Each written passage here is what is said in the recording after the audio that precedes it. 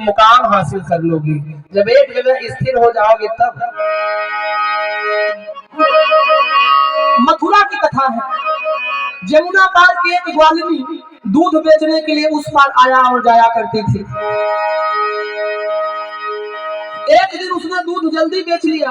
अब एक गुरुजी की वहीं पर भागवत चल रही थी और ग्वालिनी जाके भागवत कथा में बैठ गई और गुरुजी यही कह रहे थे कि भटक रहे संसार में कर कर अत्याचार,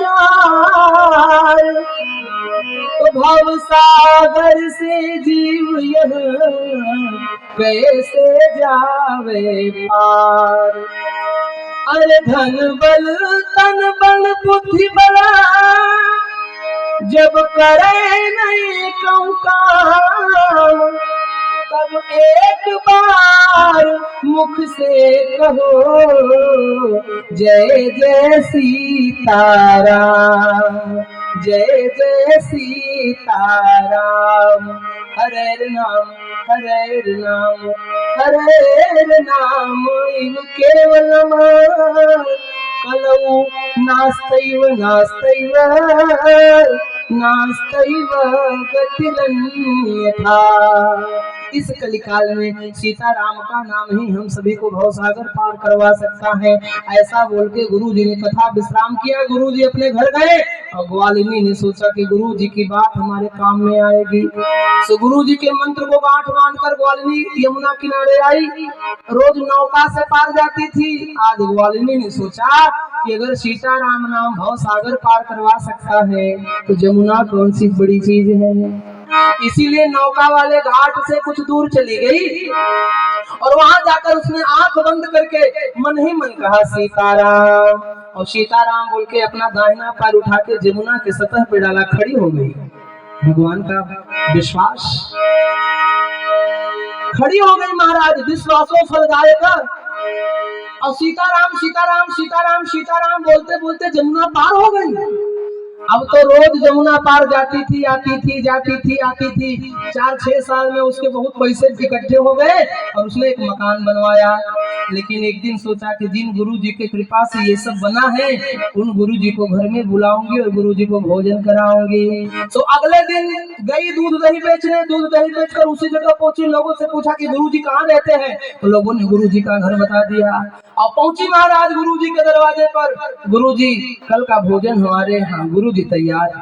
अगले दिन ग्वालिनी सवेरे गुरु जी के घर पहुंची। गुरु जी बढ़िया नहा धोके धोती कुर्ता जैकेट तैयार, माथे पर बड़ा सा लाल चंदन, उंगली में अंगूठी सोने की, गले में सोने का चैन, और बाबूजी एक छड़ी लेकर गुरुजी ग्वालिनी के साथ निमंत्रण करने के लिए चल पड़े।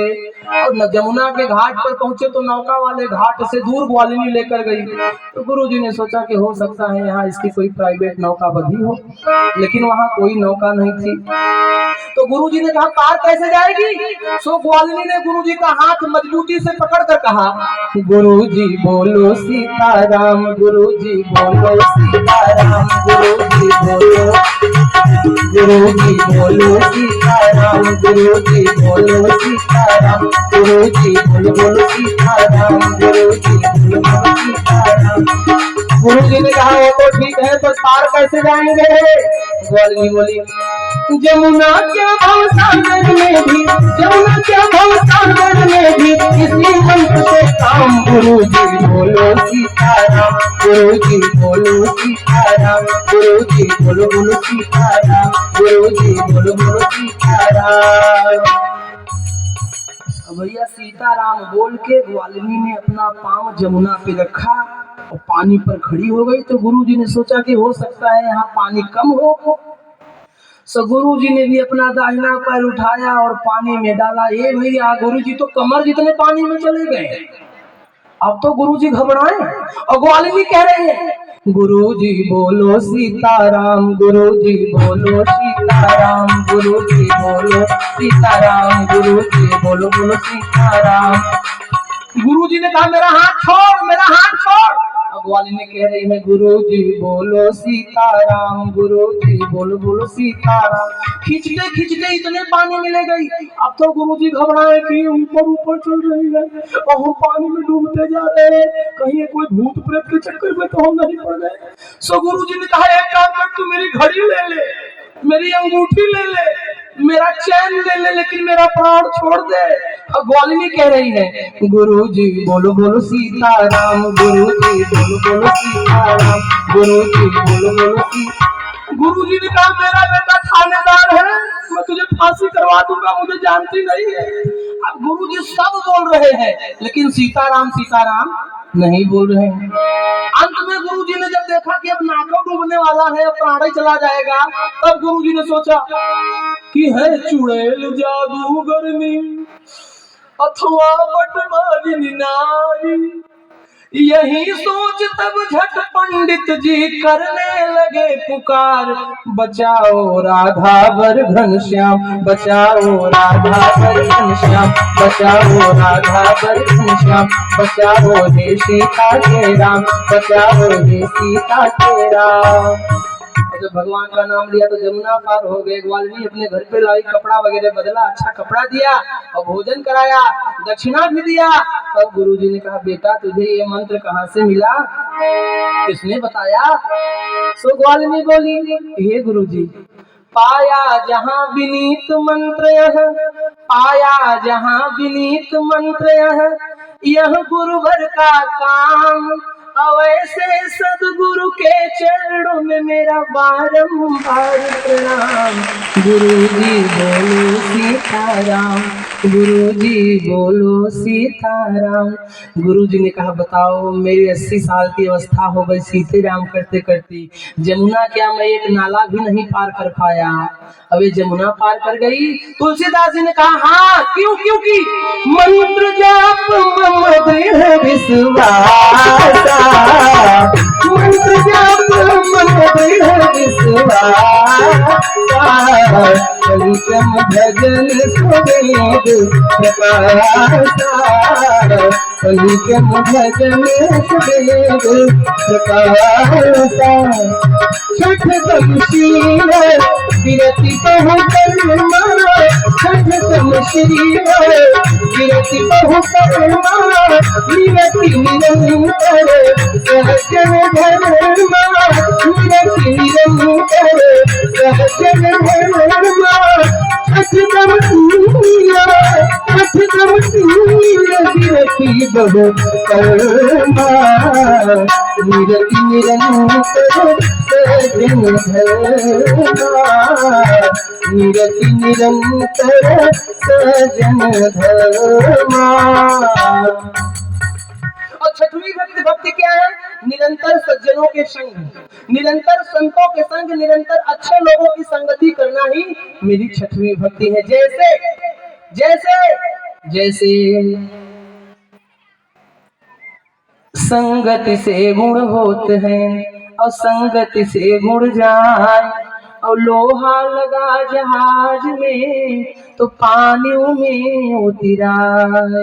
अगर लोहे को आप पानी में फेंक दोगे तो अकेला जाएगा तो डूब जाएगा, लेकिन लकड़ी की संगति में रहेगा तो ना लकड़ी डूबेगी ना लोहे को डूबने देगी। उसी प्रकार अच्छे मनुष्यों के संगति में रहोगे तो उनकी भी इज्जत बनी रहेगी, आपकी भी इज्जत बढ़ी रहेगी। जैसे जैसे जैसे ये दो हाथ, ये दायां और ये बायां, आपको पता है दाहिने हाथ की बड़ी इज्जत होती है लेकिन बाएं हाथ की उतनी इज्जत नहीं होती जितना इसकी होती है।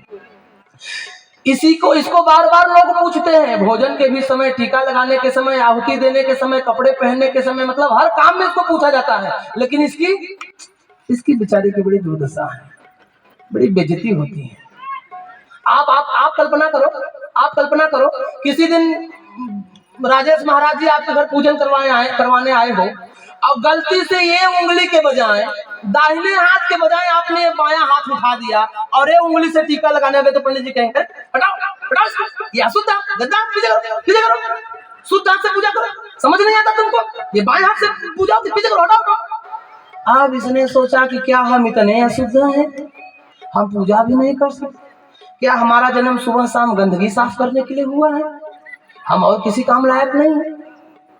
अब अब इसके मन में बड़ी चिंता होने लगी, ये इसके मन में बदले की भाव जगी कि मौका मिलेगा तो मैं इसका गला काट के फेंक दूंगा, मौका मिलेगा तो मैं इसको उखाड़ के फेंक दूंगा। एक दिन की बात है, एक महात्मा जी इसके घर में आए, तो इसने महात्मा जी का बड़ा सम्मान किया।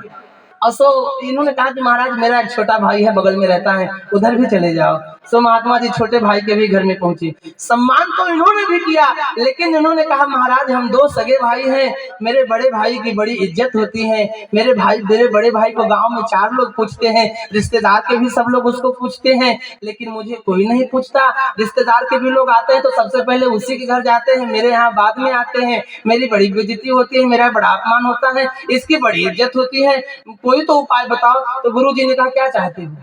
तो इसने कहा मैं चाहता हूँ कि गुरुजी जितना सम्मान इसका है उतना ही मेरा भी हो, लोग मुझे भी पूछे, नहीं तो ये कहीं भी जाता है तो 4 लोग इसको बैठने को आसन देते हैं, और मैं कहीं भी जाऊं तो हट चल पीछे, चल पीछे, मुझे लोग हटा देते हैं। तो महात्मा ने कहा एक काम कर, देर मत कर, जाके बड़े भाई को